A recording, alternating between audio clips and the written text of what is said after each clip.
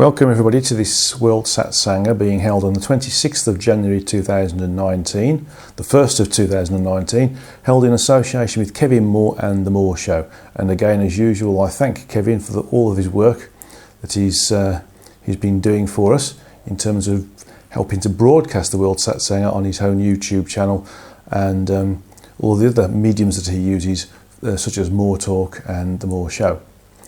So let's have a look at the agenda for this particular month. The first on the agenda is a quick talk by myself on, is the digital reality a real reality or is it not a reality? Then we've got a whole group of questions from people who listen into the Satsanga, and I thank them all very much because there's some really good questions here. I've got lots of backed up questions as well from different people, so there's plenty for actually the next 6 or 7 months, I would guess. But that's always fantastic because it's good to have a few questions in one's back pocket. And then the end of meeting meditation is to see beyond the current reality and understand the reason for it. Okay, it's quite talking about realities is actually quite relevant at the moment because of the things that are happening all around us, not only in the States and the UK, but in other parts of the world as well, such as China and such as Asia and all the worlds, by worlds I mean countries in between. So let's have a look at the digital reality. As a lot of people suggest that it is a real reality, but let's have a look at the understanding that I've gained from my meditations and communications with Source to see what actually is a reality first, and then we'll see whether or not the thought process surrounding a digital reality moves into it. Well, in essence, a reality is something that we create ourselves, and we can either share that reality, such as by making it a local reality, or making it a global reality, which if a lot of people choose to buy into that reality, or a universal reality if a whole universe buys into it, or if it's a whole group of universes buy into that reality, it is also, or can be classified as a multiversal reality. It's interesting that a reality can be classified as an environment or interactive condition where we create that we create as a desired function of an event space or event stream. Basically, it's an entity or being generated perception or based condition.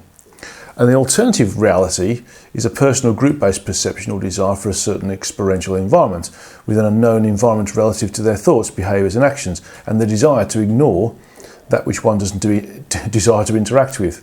And so this is where we start to get our individualised and localised realities. And an overall reality is the experiential condition that is created by the existence of the sentience that is the origin. It contains all of its personal experiences, growth, realizations, creation, explorations of self, including what we do. It is the only reality that can be considered static in function and observation. And so really what we've got here is an understanding of what reality is. Let me have a quick look at the remaining part of what reality is from an understanding perspective. Because it's quite interesting to understand this. So if we look at it from the perspective of an individualized reality, because that's where digital realities come from. Okay, an individualized reality is what entities with individualized free will choose to create around them, and in some instances the fully individualized reality can create full separation from the greater reality. And then linked into that is the local individualized reality, which is relevant to small groups of entities within a local reality, such as those living within a certain country. And this occurs when entities are aware of the local reality but are unable to change the reality that has been changed for them or by more, or should I say, been changed for them by more influential entities. So these are the things which create an alternative reality that affect the individual, what we create ourselves, and that which we create as a group of us together, the localized but still individualized reality. And then we've got the local reality, which is the official start of convolution within realities. This is the reality within a reality within the universal reality, because local realities can vary in size and number of interactive entities. So it's entities or population relative. Local realities are normally created when a group of entities choose to not only change the function of their interaction with the overall reality, but actively choose to disassociate any previous knowledge of the former reality. So these three together, the individualized reality, the locally individualized reality, and the local reality, are what creates the reality that we can classify as being a digital reality. Now, clearly a digital reality relies upon somebody being immersed in a pastime, a hobby, or something of interest that is created through software or other methods of allowing us to interact with each other via the internet and our computers. And so the means in which we interact with others from a remote sense, but using the internet, can be called digital. Now, sometimes we have games where, sometimes a lot we have games where people linking together to create one big game which can include hundreds of people, and this is quite prevalent with what the Nintendo and Sony, for instance, with Xbox and those different things which are available both for TV interaction or on people's desktops or laptops. And so the level of immersion, to the detriment of interacting with that which is around us in the sort of the local reality, or even the normal individualized reality, is indicative of whether or not we are paying attention to the rest of that reality. And so if we are working with something which is generated as a gaming or interactive system, such as a game on a computer over the internet with others, then it's still it is a reality for the period of time that individual or individuals or groups of individuals are focused upon it and working within it, and are considering all their thoughts, behaviours and actions and reactions as being part of that other environment. And so if that's the case, then that creates an alternative reality. It creates a condition where they are working within a reality, the alternative reality condition, which is individualised, locally individualised and local, and sometimes even global. Okay, so the global reality is a further dissection of the overall theme of reality. It's relative to an area within a universal reality that affects a large but not significant number of entities within the universal environment. The global reality can obviously therefore be described in universal terms as being akin to the area of the size of a galaxy. But in this instance, we will say it's akin to the area of size of the planet, although global can be much bigger. Just said it can be galaxy. So is a digital reality real, a real reality? And the answer is yes, in terms of it being a focus for other individuals to interact with each other within. And if there is a medium that allows them to interact with each other, such as computer programs, games, social media, things like WeChat, WhatsApp, QQ, Skype, all these other things, and the plethora of other things like Viber. There's lots of others as well. I think MySpace as well, FaceTime. Although some of these things are probably more linked into the general reality that we have as human beings, interacting with human beings and seeing human beings, it still can be classified as digital because it's using a digital medium to be able to allow those individuals to interact with each other. And so the digital reality has sort of like two areas. One, the digital reality is a platform, so to speak, that allows people to communicate with each other either by text or by video telephony or audio telephony. And so it's a digital medium that allows us to interact in creating a local reality or a small group reality between each other as we're communicating, or things like wider social media such as Facebook, for instance. You've got people who have communication on numbers of different groups where the members of those groups can be hundreds and sometimes thousands. Or you have the area of interaction with the digital reality where it's an individual specifically on their own within a game, and they're immersed within that game environment or other types of environments, such as even work, using some of the different word processing technologies or spreadsheet technologies, for instance, or they're doing something that is immersing their focus, so to speak, and making them look at things specifically to do with a small environment. Or again, you have the game environment or other environments that are being used as a more dynamic interaction within different individuals, but within a known digitized environment such as the game. And so we have different classifications of digital reality there, associated with the different types of interaction with others via a digital medium, which is the computer, or it can be a text message or a smartphone, for instance, or a tablet-based interactive interface. So we have different types of digitization that create a reality that we're all interacting with to create an interface between us as the physical reality, gross physical reality, and others in their gross physical reality using a digital interface. Interaction with that digital interface from the perspective of being totally immersed in it and interacting with those in the digital reality only creates the digital reality.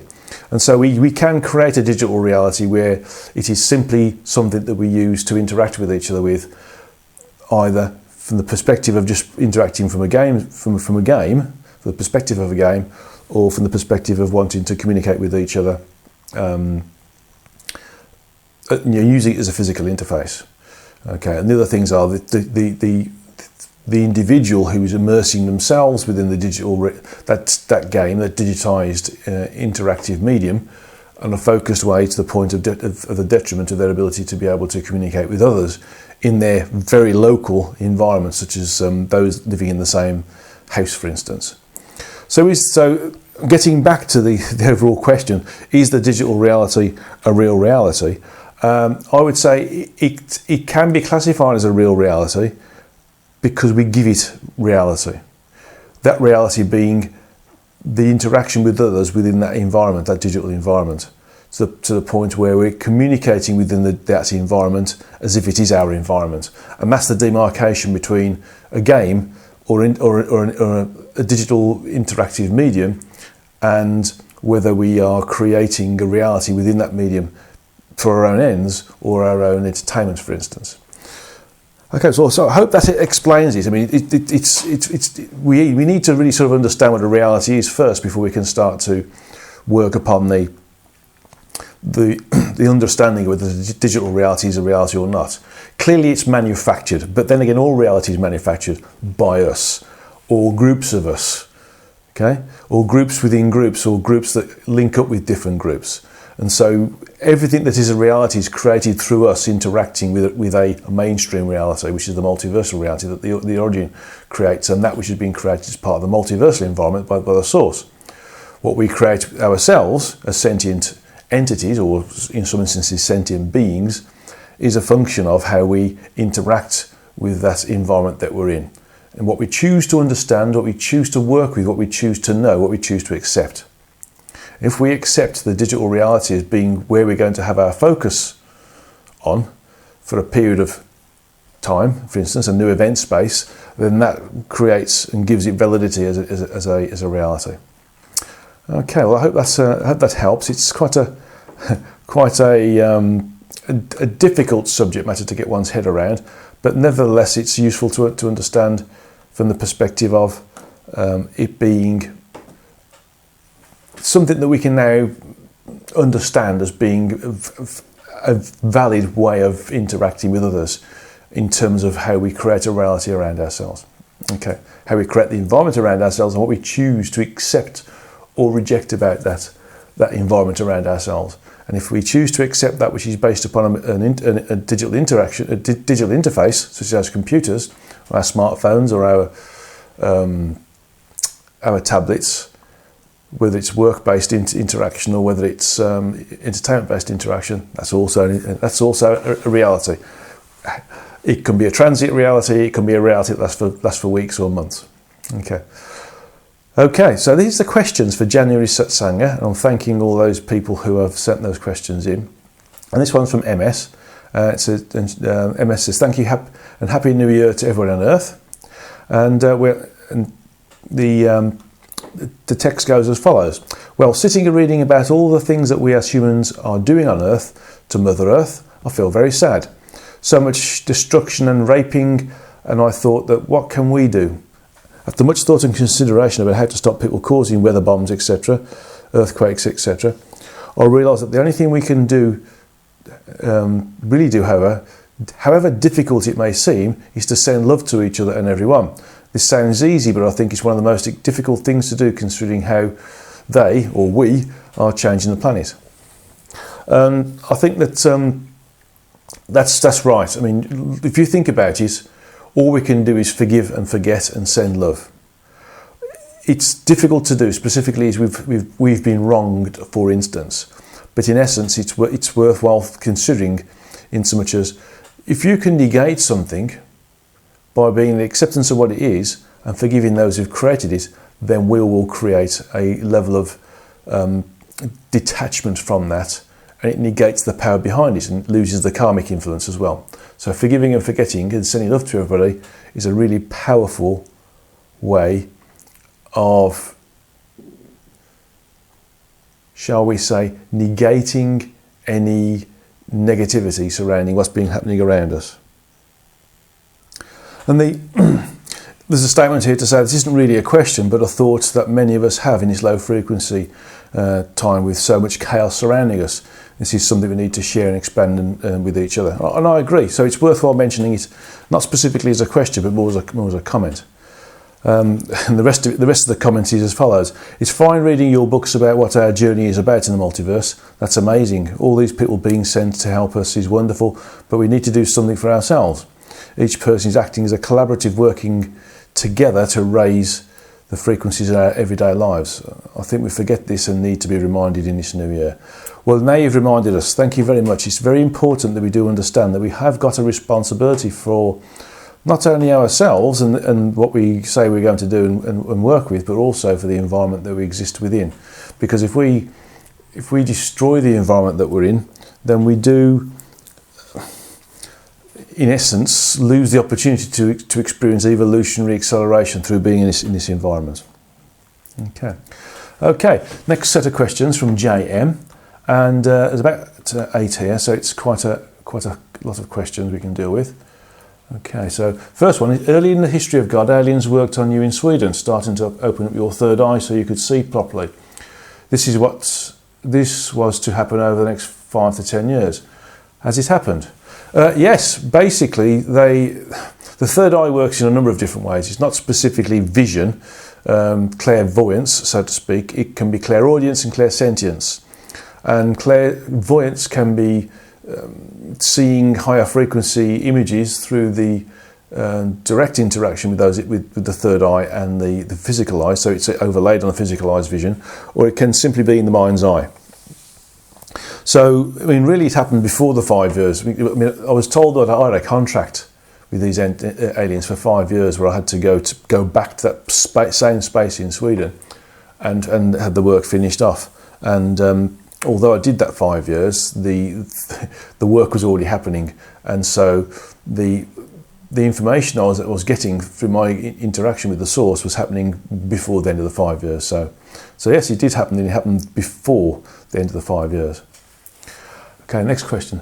At one point early in the history of God, the at level 20 told you that it will not be long before you are fully aware. Are you? I wouldn't call myself fully aware, no. I think there's a lot more to be aware about, and I think when I move into working on different subjects, depending on the different books, I start to realise that I'm only aware of what I knew before and not what I'm going to be aware of later. So although this is considered to be monopresence, so to speak, not omnipresence, or moniscience rather than omniscience, I would say that the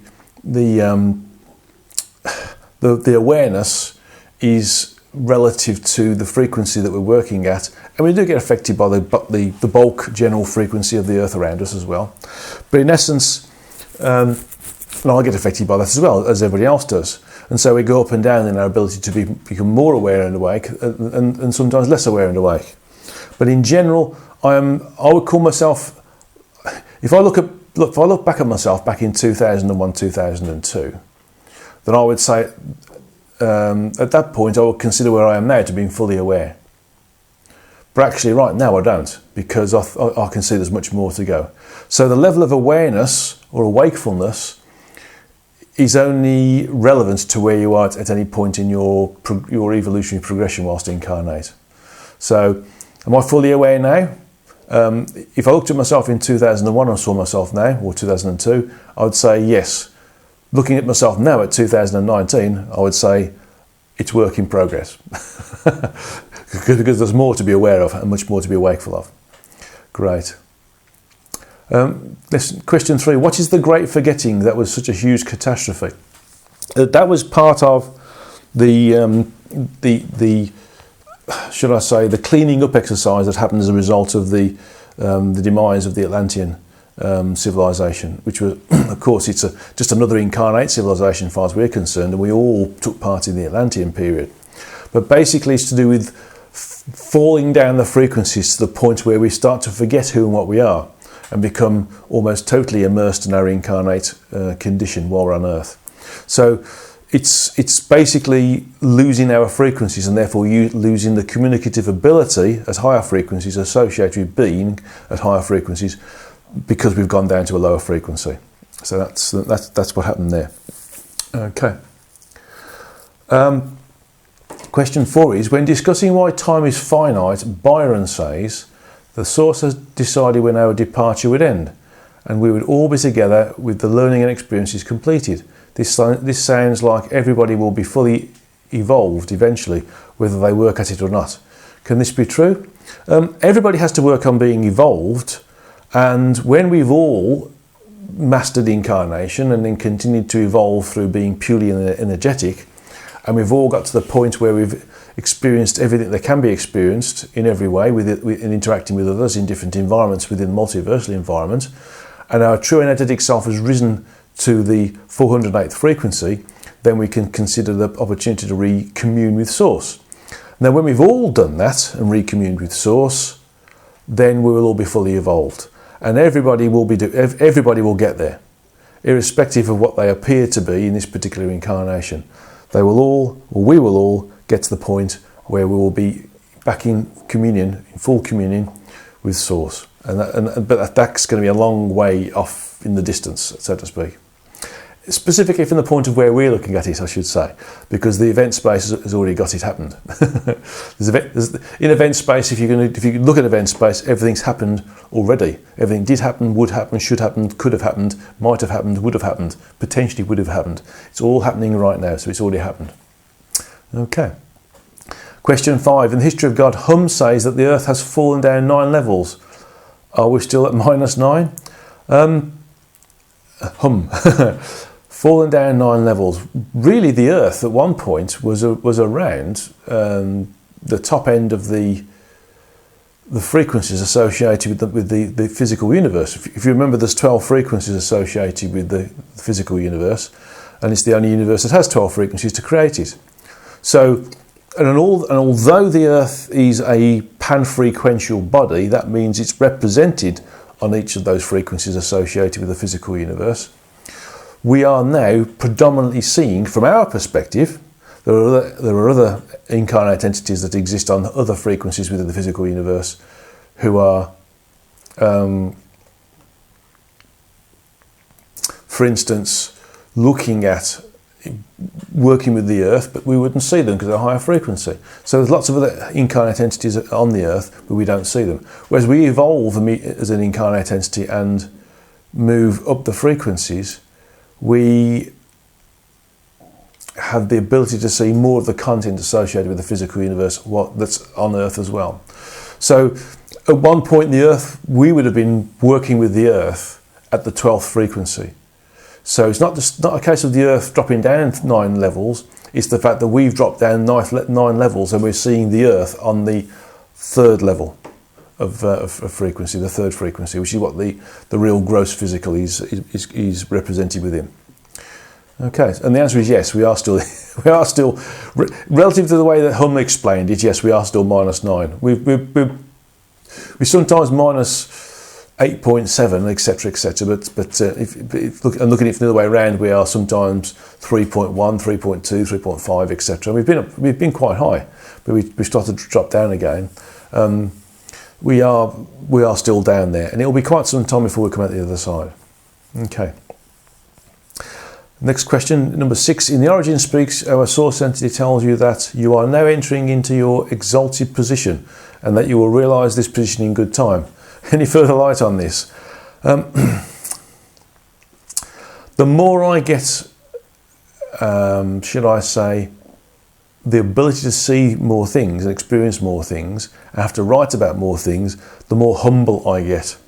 So I don't know about me feeling I'm in an exalted position. I feel that I've got a position that is very humbling, is a lot of hard work, and will, of course, be just a stepping stone for other incarnate entities to move on from. So I see it as being more of a case of realising that I'm being of ultimate service, and that ultimate service sometimes goes noticed and sometimes it doesn't go noticed, and sometimes that's disappointing, but that's just my ego. So I have to work on the ego to not be disappointed and just do it. And so I think that understanding what an exalted position is really is recognising that there is a lot of individuals who are being positively affected, I hope, through the work I'm doing. And if that's an exalted position, then that's fine. And I find it still very humbling, and it's a great responsibility as well.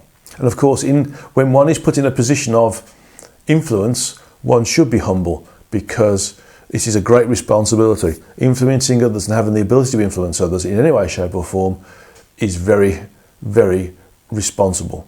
And so we have to be humble when we do that sort of thing. Okay. Next question, number 7. In the Origin Speaks, the Origin discovers a new source entity that has been developed from an energy tendril from the Origin that it lost track of. So there are at least 13 source entities, or are there more now? Have you gotten in contact with source entity 13 or others? Maybe it's fodder for another book. No, I haven't been in contact with this source entity 13. Maybe it is fodder for Beyond the Origin, which will include not just things that are beyond the current area of polyomniscient sentient self-awareness that the Origin's got. And so it's not actually beyond the Origin, it's beyond that particular polyomniscient sentient self-awareness. But also it'll add extra information from the first, that is above and beyond the Origin Speaks book. One of the things I have noticed is that there may be 11 more groups of 12 source entities, and this is something I've got to investigate further, and that again could be within the book Beyond the Origin, because I think that's very important to understand. Now, this has been something that's been kicking around within my understanding and ability to see things for some time now, and I'm starting to understand that really the environment that is the Origin is so vast that it may well have created 12 times 12 source entities, and all I've been given access to is not specifically the first 12, but a specific group of 12 that are linked to each other in some way. I'll need to look further into this to see what's going to happen, and it may well be fodder for another book. And thank you for asking that question, because I wouldn't have remembered it, to be honest. I don't feel, least not straight away. Anyway, it may have come through as part of the communications with the Origin in the next book that we're talking about. Anyway, okay. Next question. In the Origin Speaks, the Origin says that information it is receiving from Source Entity 12 is very interesting, and that the two of you should go out to see what's happening up there someday. I agree, stating, I can see another book on the horizon. What will that book be and when? Well, that's the book that's going to be called Beyond the Origin. So I'm very pleased we've already answered that question, and it's interesting to note that it's clearly becoming obvious that there are a number of different things that we need to see already that are part of the current understanding gained from not just my work but other works as well. And so it's very, very, very important to understand that there are more things to understand, and that maybe there is another book that's required to do that. Okay, right, let's have a look at the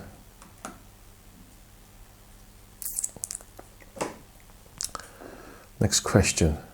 Let's just make sure I've got the right number of questions here I've just looked at. Let's make sure. Oh yes, okay. So next question, well, thank you to JM for those questions. Next one's from US. Another couple of questions for our Satsanga. And there's a bunch of questions associated with this as well. So there's linked in together, some sub-questions. So the first one is question number 1. Some people say ascension has to be earned, and there are people out there toting it as something we can get through in a few workshops.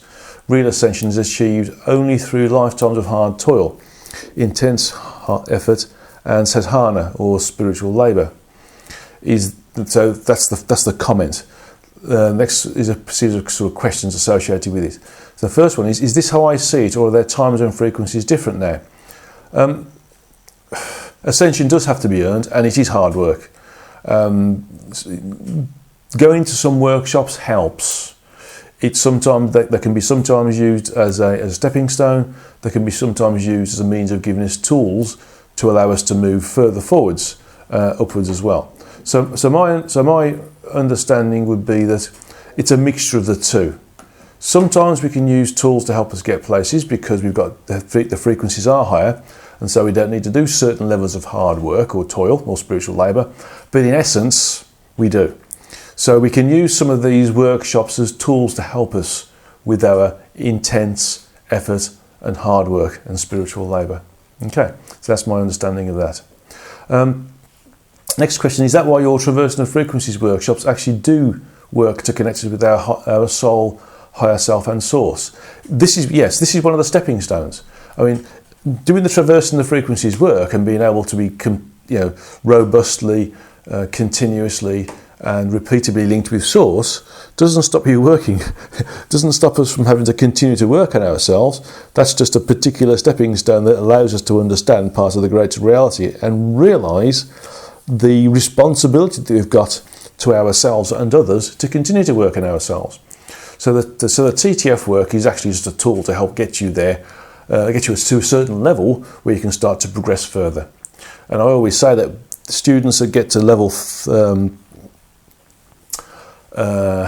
level 3, this is just the start. You should be doing this every day to understand where you are. I mean even I sometimes have to realise that I'm not doing enough. I don't think sometimes, it's all the time. So, and that can be distractive in terms of understanding and interacting with the rest of sort of incarnate humanity as well. So there has to be a balance there. So we have to work with the balance in terms of making sure we do our hard spiritual labour. We do take the opportunity to use certain tools to help accelerate our progression, but also we need to understand that we need to have a balance in how we interact with others whilst we're here as well. Okay. Next part of it is it because your teachings attract a select group of students that they have already done such work in other lifetimes?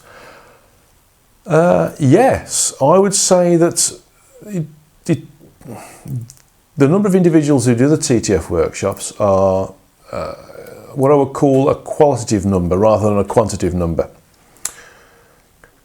So from that perspective, one has to be at that level of expansivity and ability to be able to link into the greater reality using the TTF workshops. Now, it doesn't mean to say it's an elite program. It's not.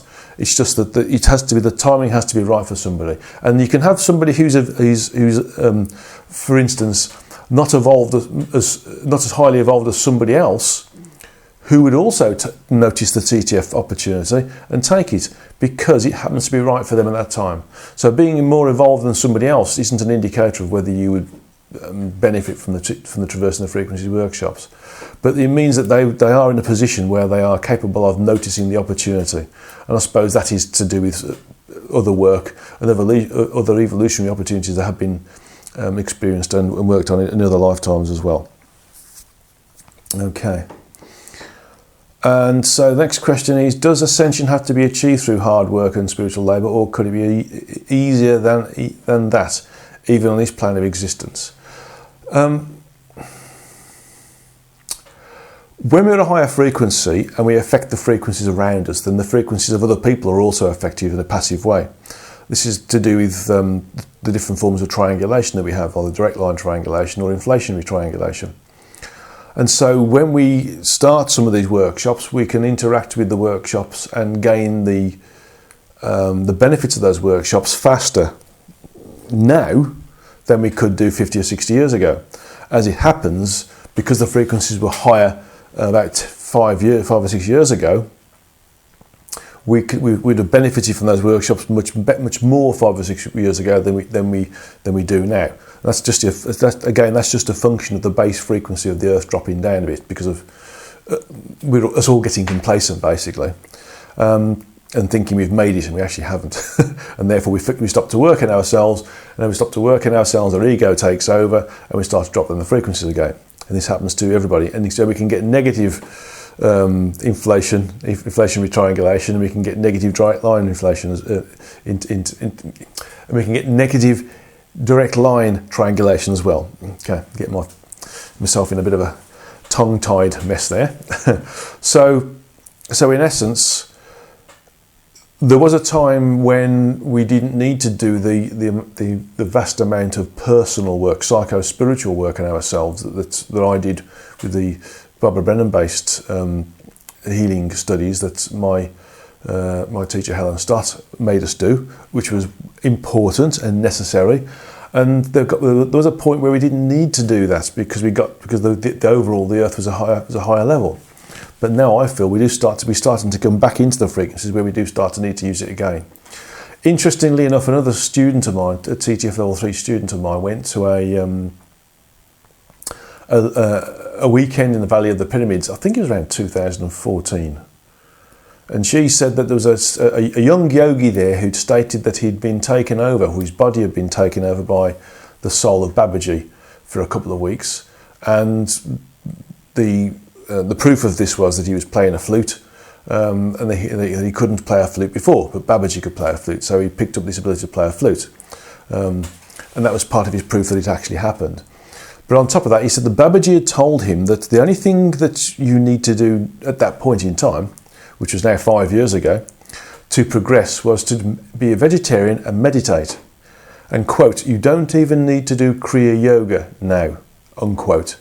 Well, that is, Kriya Yoga was the fast track at that point in time, some time ago, with Paramahansa Yogananda, to becoming self-aware, self-consciousness and achieving Samadhi, which is being able to transcend the physical and be in connection with the greater reality, which is what the Traversing the Frequencies workshops do.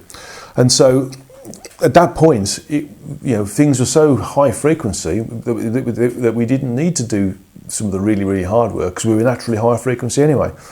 But now we are lower frequency again because of what's happening around us. We do need to start doing things that are, shall I say, the base ground foundations of everything. And that includes things like opening the chakras every day, which is what I teach in the first lessons of Traversing the Frequencies. The basics of what we do need to be referred to now because we've come a low frequency. So although we could make things easier and could have achieved things easier some 5 or 6 years ago, we can't really do that so much now unless we are resilient against the drops in frequency, which some people are. Okay, next question is question 2. You said that in your next book, which will be about diseases, that's the healing book, by the way. It's called Psycho-Spiritual Healing and the healing modalities. I haven't got the full title right now, but it's all about healing, energy healing and psycho-spiritual healing as well. I said that in that book, which will be about diseases and how to heal them by psycho-spiritual programming and other healing modalities, right? Yes. What disease conditions will you be covering in that book? For more the merrier, for humanity's sake, based upon some of what my readers have told me. Well, basically, it's going to go through the basic understanding about energy healing, and will be based upon the work that I was taught by my teacher Helen, who was a first-generation student of Barbara Brennan. So there's quite a few references. I've cited Barbara quite a lot because it needs to be done. That you have to recognise and respect the work that somebody else has done from an academic perspective. So it goes into different things that can be done there, things like organ reconstruction, healing the aura, the energy templates that create the human form, and the chakras, etc., those sort of things. But there'll be also things about removing astral entities and healing diseases that are created through incorrect thoughts, behaviours and actions, rather than actual sort of physical damage or other diseases that are part of a genetic issue. Okay, and the psycho-spiritual side will be to be reprogramming things from a psycho-spiritual perspective, which create a physical response or a physical dis-ease or detriment to the individual. And also within that psycho-spiritual programming, there'll be the opportunity to reprogram DNA structures energetically so that they can start to correct, with the help of changing the energetic templates that create the human form, any dysfunctions that are there that create disease, etc., or create some forms of physical malfunction, dysfunction, or disease, or disability, for instance. So that's what it's about there.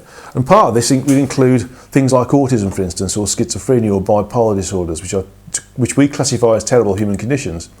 And there's nothing spiritual about them, the questioner says. It's outrageous to even suggest that. They need medication. Some say, what is spirit anyway? Maybe these people are possessed by demons or angels. Or maybe they just need to be understood. And the thought processes that creates potential schizophrenia or bipolar disorder or even autism just needs to be worked with and recognised so that they don't become terrible conditions, but more they are a different type of way of existing and different type of way of connecting with other entities, or a different way of interacting with the empathic conditions that we experience. And so this is part of what the book's going to talk about, and how to deal with these different things as well. I mean, I don't see autism as being a disease. I don't see schizophrenia as being a psychological problem.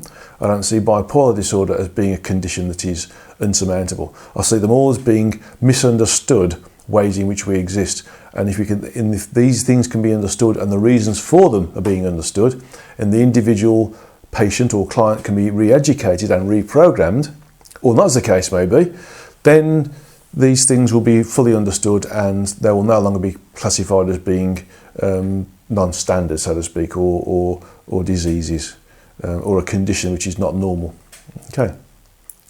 And the last part of it is, this is why your next book is really necessary into increasing our understanding of physical and mental illnesses from the healing, and their healing from a higher perspective. Well, thank you. Actually, I thought that book was going to be finished in about June, July this year. With the amount of stuff that's coming out, I'm doubtful of that now. There's quite a lot coming out actually, and I'm already around the 40,000 word mark. So there's lots of stuff there, and I've got to see if I can get some good images to explain what I'm talking about. Things like showing the chakras as I see them. And examples of some of the ways in which chakras can present themselves to us, or some of the ways in which we can perceive them, and also things like seeing astral entities and working on spine cleansings and all of these different things. There's going to be a need of a number of different images, or should I say drawings, that are going to be created. And I'll end up doing some myself, but I've got a very nice partner who's very good at art, and he's currently being persuaded as to whether that can be done for this particular book. Okay. Last question before we go into the meditation. And I've got a lot of questions in the background. I've got the question arrived today, which I've had to put until next February. The February Satsanga, by the way, will be done in India, because I'm spending around 3 weeks in India, and then I'm going to Sri Lanka, and the Sri Lankan part is sort of holiday, sort of research, whereas the Indian side of things is 3 different locations. It's Mumbai, Pune and Hyderabad, and I'm holding some really intensive mini workshops there for the people in those different areas, and they all linked into a gentleman called Dr. Newton. He's a very good, influential spiritual leader. He's got a lot of shall I say, progressive ideas for educating people and spreading the knowledge of the greater reality. Okay, last question is from OM, and the question is, I have a question on meditation. Meditation is part of my life now, and from my experience I noticed that meditating in the nature with barefoot on the ground is always best, but it is not for snowy weather. Well, if you haven't learned how to melt the ice around a metre around you, which is what good Tibetan monks and Zen monks were able to do, I can understand why it's cold. The coldness distracts my focus. It will do. And anything that does distract your focus is detrimental to meditation. That's worth noting. Is there anything we can do with indoors meditation to have equal results as meditating in nature? Thank you very much. Well, thanks for that question. And I would say that one of the ways in which you can effect a really good meditation is to, in effect, sit in a straight-backed chair or in a lotus position if you can, or if you're into Zen, you can kneel in the way that Zen Buddhism or Zen monks kneel when meditating, and position yourself facing the east so that you're getting the energies, because the energies move over the earth from the east, because that's the way the sun rises and falls. It rises in the east and sets in the west. Well, the cosmic energies that are associated with the sun fall across the earth coming from the east onwards. So that helps. Also, select your meditation time in one of the daily equinoxes of midnight, 6 in the morning, 12 noon, or 6 in the evening, for instance. So you've got those cardinal points: midnight, 6 in the morning, 12 noon, 6 at night. If you can meditate on one of those days, again, you get more energy coming through that way. And also, sitting in a straight-backed chair is preferential, if you can. And another way of doing it is to isolate yourself from the earth, from the energies associated with the location that you're in, the environment that you're in. And the way to do that is to get a woolen blanket of some sort, pure wool, and just drape it over the chair, and also have some part of it on the floor where your feet are going to be, and that'll insulate you. So that creates a condition where you are not influenced by the environment around you, this being the house, for instance, and the energies associated with the house. And so it brings you back to a neutral condition to what you're experiencing when you're outside meditating in a woodland area or a grassy area in a park, for instance. So that's one thing that you could do. The other thing is, if you do that and you have a number of different house plants around you as well, that's worthwhile doing. And if you have any cleansing crystals that you can use, you can also place those at one of each corners of the room that you're in as well, or place them around you, one in each corner for square, for instance. That'll all help you as well. Just make sure that the crystals that you've got are cleansing crystals, or you can, if they're silicon crystals, that you use your intention to clear them, and you can clean them and clear them by putting them in a solution of salty water, and better achieved. The cleansing is better achieved by having the crystal in the salty water on a full moon, with the energies of the moon also bathing the stone as well. That really cleans it off. And then you can hold it in your hand and use your intention for that stone to provide a link with the earth energy, the energy of nature. And that's when you're meditating, it'll maintain like a bubble of energy for you that is part of the natural energy around that isn't affected or interacted by or interfered with by man. Okay, so that's one thing you could do as well. It's best to keep yourself comfortable, without doubt. Being uncomfortable, being in pain, or the environment being too cold or too extreme does in fact cause a problem in terms of how we are able to focus on the meditation. Okay, so that's good. So try to use that, and that'll help a lot. Right, nearly at the end of the Satsanga now. So what we need to do is just go through the meditation associated with sensing the reality around us and accepting it. The meditation to see beyond the current reality and understand the reason for it. So it's understanding our reality that we're in now. So get yourselves in your meditative position, either in cross-legged, lotus position, kneeling down in the Zen if you want to, or as we do normally, we should sit in a straight backed chair with our back straight, our neck straight, feet flat on the ground with our hands, palms uppermost on the upper thighs. And just close your eyes and focus the closed eye vision on the location of the spiritual or third eye. This is not the spiritual or third eye chakra, which is a different thing. The spiritual or third eye is a different thing. But they're in the same spatial location, so to speak, which is in between the two eyebrows and above the bridge of the nose.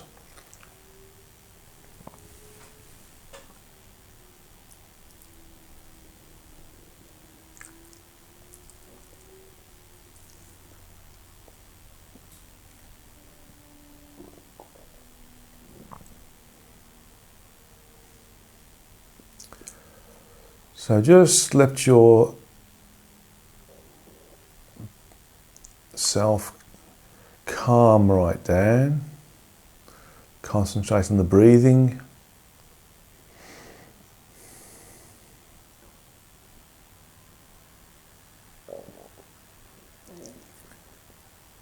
And all that is happening around us is within us.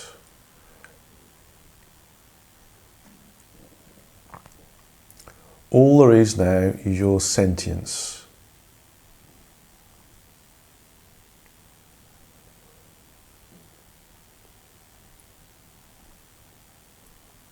Your closed eye vision is focused on the area of the origin of the spiritual or third eye. You may be experiencing pressure in that area. You may be experiencing tinnitus in your ears. Tingling of the hands, or any other parts of the body that are sensitive.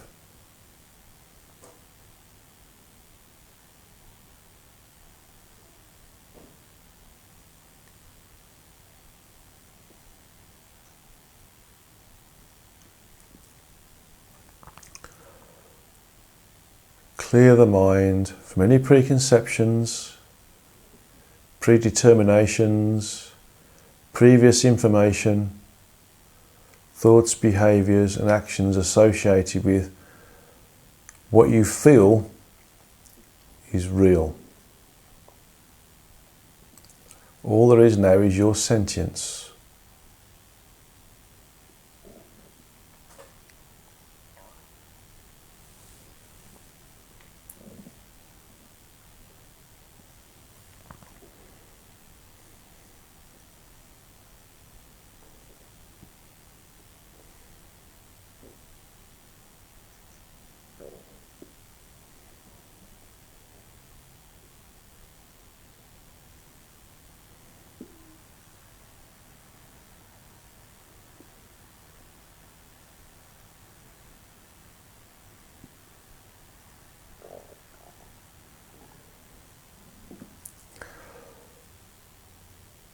Consider a particular item of news that you've experienced. It can be something that's happened today, yesterday, day before, last week, last month, last year.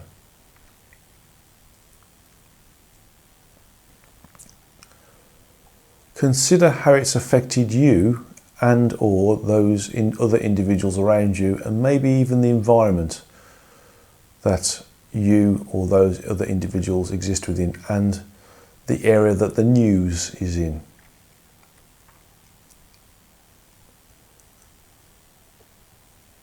Detach from the humanity of it, the horror, the delight, the concern, the fear, the joy, the worry, the encouragement, anything that is human associated with this experience or piece of news that you're focusing on should be detached. It simply happened.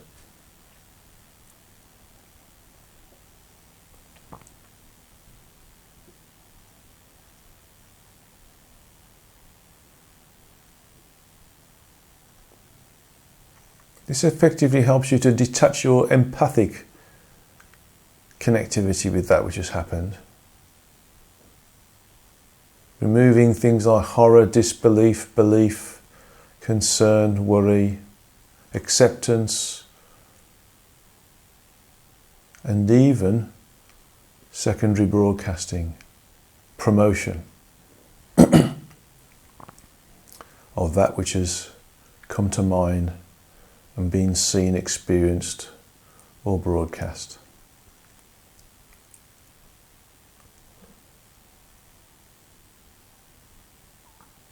Now that you can see beyond it, now that you can see that you are no longer attached to it from a human perspective, and it seems to be just a series of events within an event space,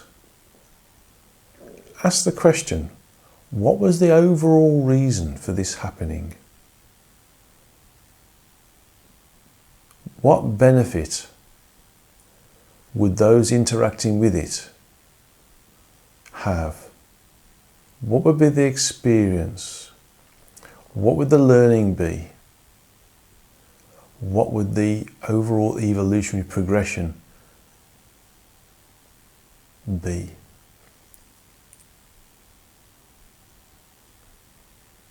You might choose something like a personal thing where you've, for instance, broken a leg. Was it painful? Were you in shock? Did you have to be taken away by an ambulance, or did you get yourself to the hospital? Did you have to have an operation?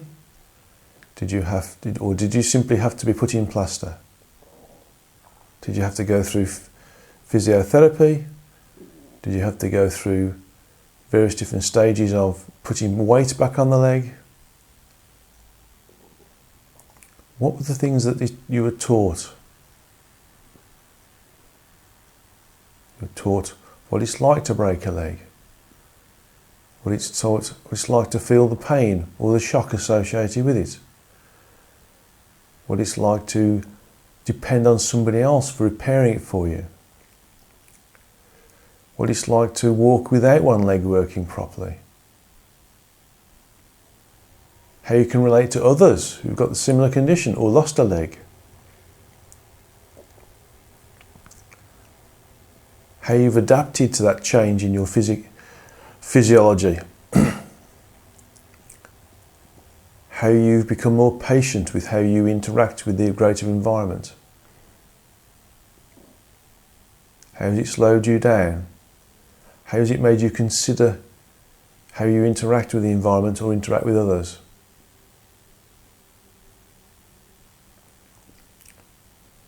How you can share your experience with others. Tell them what they may expect if they break a leg, for instance.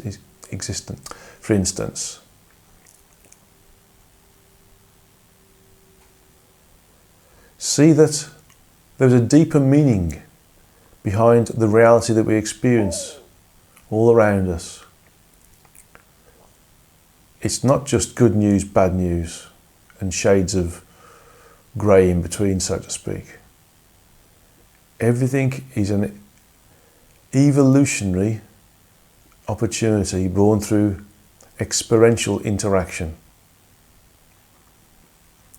Whether it's physical interaction or psycho-spiritual / mental interaction.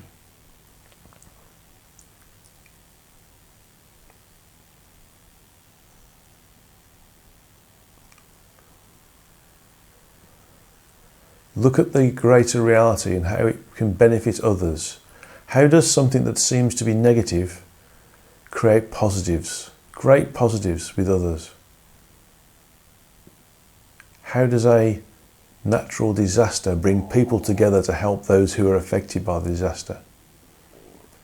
The total number of individuals thinking good thoughts, sending love, sending aid is significantly larger than those who experienced the natural disaster.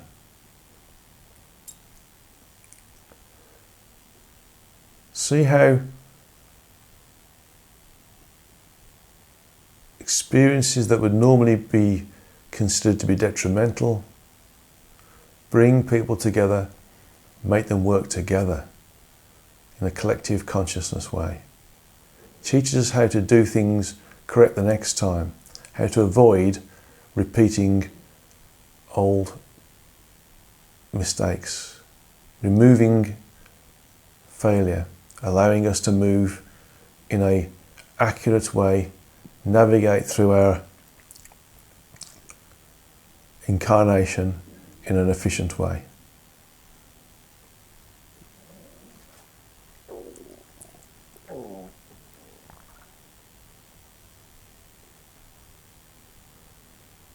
See that everything that's experienced has a meaning, a deeper meaning, an opportunity for expansion, an experiential and evolutionary progression.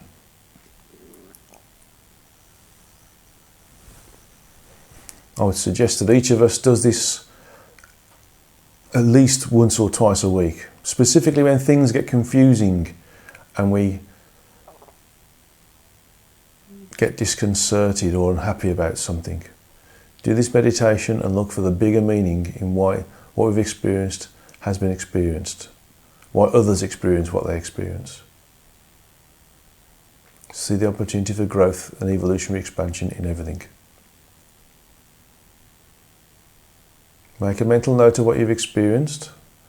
Make a mental note of what you've felt.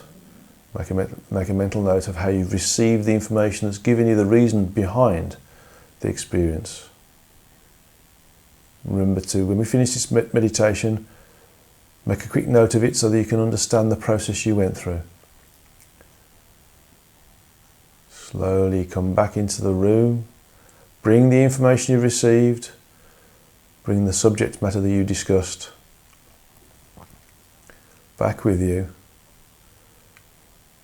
Realising that the positive information that came out of it is to show you how that which you consider to be negative or neutral or positive is all positive. So slowly bring yourself back into the room. Slowly open your eyes. If you've got any water or any other liquid which is benign, take a drink to help ground you.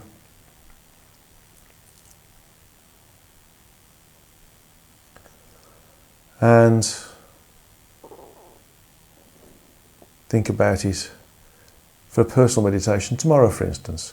Or if you see something on television or in the news that you find abhorrent or difficult to understand or get your head around, do this meditation and see what the greater meaning behind it is. Well, thank you very much for listening to the Satsanga and participating in the Satsanga's questions, the short talk on the digital reality, and this particular meditation on seeing beyond the current reality and the reason for it. And I look forward to sharing the information on the next Satsanga with you, which will be in February. I believe it's going to be, let's have a look, it's going to be on probably the 23rd of February, yes. So if I can have about the 15th or 16th of February the questions, and it's going to be held in India. So I'll let you know where I am and where I'm staying.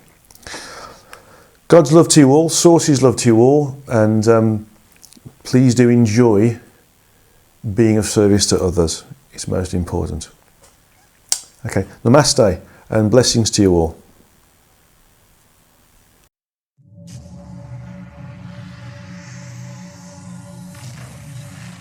Did you see the aliens in Crete?